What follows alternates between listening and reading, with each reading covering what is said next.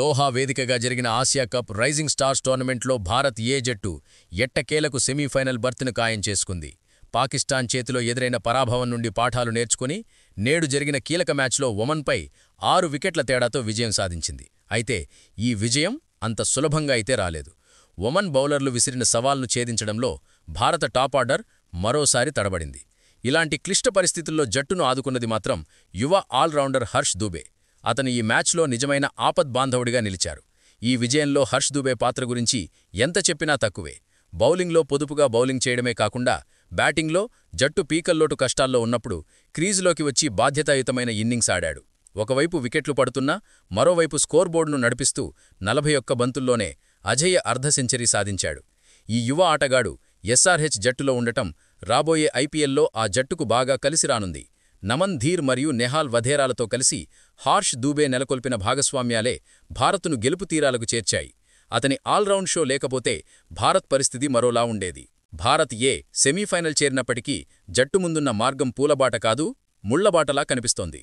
ముఖ్యంగా భారత బ్యాటింగ్ విభాగం ఏమాత్రం ఆశాజనకంగా లేదు. పాకిస్తాన్పై విఫలమైన టాప్ ఆర్డర్ ఈరోజు పసికోన ఒమన్పై కూడా చేతులెత్తేసింది. వైభవ్ సూర్యవంశీ, ప్రియాంష్ ఆర్య వంటి ఓపెనర్లు నిలకడలేమితో సతమతమవుతున్నారు.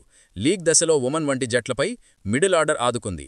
కానీ నవంబర్ 21న జరిగే సెమీస్ నాకౌట్ మ్యాచ్లో ఆఫ్ఘనిస్తాన్ లేదా శ్రీలంక తో ఆడాల్సి ఉంది.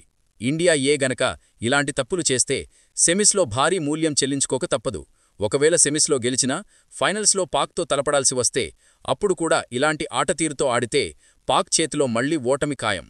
కాబట్టి సెమీస్ గెలవాలన్నా, కప్ గెలవాలన్నా భారత బ్యాటర్లు తమ విధానాన్ని పూర్తిగా మార్చుకోవాల్సిన అవసరం ఎంతైనా ఉంది. ఈ మ్యాచ్ హైలైట్స్ విషయానికి వస్తే ఇండియా జట్టు టాస్ గెలిచి బౌలింగ్ ఎంచుకుంది. టాస్ ఓడి బ్యాటింగ్కు దిగిన ఒమన్ జట్టు నిర్ణీత 20 ఓవర్లలో 7 వికెట్ల నష్టానికి 135 పరుగులు చేసింది.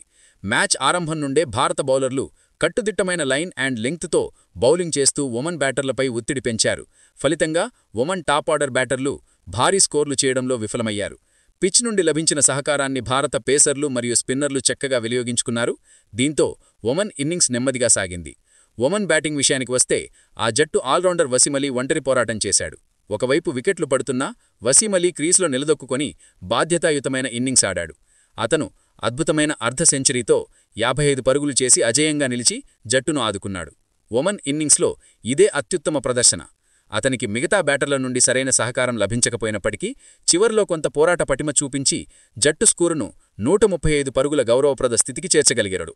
వసీం అలీ బ్యాటింగ్ నైపుణ్యం వల్లే ఒమన్ భారత బౌలర్ల ధాటిని తట్టుకుని ఈ మాత్రం స్కోర్ అయినా చేయగలిగింది. భారత బౌలింగ్ దళం ఈ మ్యాచ్లో సమష్టిగా రాణించింది. ముఖ్యంగా పేసర్ గుర్జప్రీత్ సింగ్ మరియు స్పిన్నర్ సుయాష్ శర్మలు చెరో 2 వికెట్లు పడగొట్టి ఒమన్ పతనాన్ని శాసించారు. గుర్జప్రీత్ సింగ్ ఆరంభంలోనే వికెట్లు తీసి ఒమన్ను దెబ్బతీయగా మిడిల్ ఓవర్లలో సుయాష్ శర్మ తన స్పిన్ మాయాజాలంతో బ్యాటర్లను కట్టడి చేశాడు. వీరికి తోడుగా విజయ్ కుమార్ వైశాఖ్, హర్ష్ దూబే మరియు నమన్ ధీర్ తలో వికెట్టు తీసి ఒమన్ పరుగుల వేగానికి కళ్లెం వేశారు. భారత బౌలర్ల క్రమశిక్షణ, ఫీల్డింగ్ మద్దతు కారణంగా ఒమన్ జట్టు భారీ స్కోర్ చేయలేకపోయింది.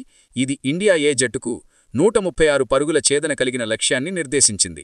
136 పరుగుల లక్ష్యంతో బరిలోకి దిగిన భారత్కు ఆరంభం అంత గొప్పగా ఏమీ లేదు. పాకిస్తాన్పై జరిగిన మ్యాచ్లో ఆకట్టుకున్న యువ సంచలనం వైభవ్ సూర్యవంశీ ఈసారి 12 పరుగులకే వెనుదిరిగాడు. మరో ఓపెనర్ ప్రియాంష్ ఆర్య ఈ సిరీస్లో ప్రతి మ్యాచ్లో 10 పరుగులు మాత్రమే డిసైడ్ అయ్యాడు. ఈ మ్యాచ్లో కూడా 10 పరుగులకే అవుట్ అయ్యాడు. ఓపెనర్లు ఇద్దరు త్వరగానే అవుట్ అవ్వడంతో భారత జట్టు 37 పరుగులకే 2 కీలక వికెట్లు కోల్పోయి ఒత్తిడిలో పడింది. ఈ దశలో ఒమన్ బౌలర్లు కట్టుదిట్టంగా బౌలింగ్ చేస్తూ మ్యాచ్పై పట్టు బిగించే ప్రయత్నం చేశారు. అయితే క్లిష్ట పరిస్థితుల్లో క్రీజులోకి వచ్చిన ఆల్రౌండర్ హర్ష్ దూబే మరియు నమన్ ధీర్ జట్టును ఆదుకున్నారు. వీరిద్దరూ ఆచితూచి ఆడుతూ ఇన్నింగ్స్ను నిర్మించారు. ముఖ్యంగా నమన్ ధీర్ 30 పరుగుల విలువైన ఇన్నింగ్స్ ఆడి జట్టు స్కోరును ముందుకు నడిపాడు. అతను అవుటైన తరువాత వచ్చిన నెహాల్ వధేరాతో కలిసి హర్ష్ దూబే దూకుడు పెంచాడు. నెహాల్ వధేరా ఈ మ్యాచ్లో 23 పరుగులు చేసి పెవిలియన్ చేరాడు. హర్ష్ దూబే ఈ మ్యాచ్లో అసలైన మ్యాచ్ విన్నర్గా నిలిచాడు. ఒత్తిడిలో కూడా అతను అద్భుతమైన షాట్లు ఆడుతూ తన తొలి టీ20 అర్ధ సెంచరీని పూర్తి చేసుకున్నాడు. అతని ఇన్నింగ్స్లో చూడచక్కని రివర్స్ వీపులు, భారీ సిక్సర్లు ఉన్నాయి. అతను 41 బంతుల్లో అజేయంగా 53 పరుగులు చేసి భారత్ను విజయతీరాలకు చేర్చాడు. చివర్లో కెప్టెన్ జితేష్ శర్మ బౌండరీతో మ్యాచ్ను ముగించాడు. హర్ష్ దూబే, నమన్ ధీర్ మరియు నెహాల్ వధేరాల బాధ్యతాయుతమైన బ్యాటింగ్ కారణంగా భారత్ జట్టు 17.5 ఓవర్లలోనే 4 వికెట్లు కోల్పోయి లక్ష్యాన్ని ఛేదించింది.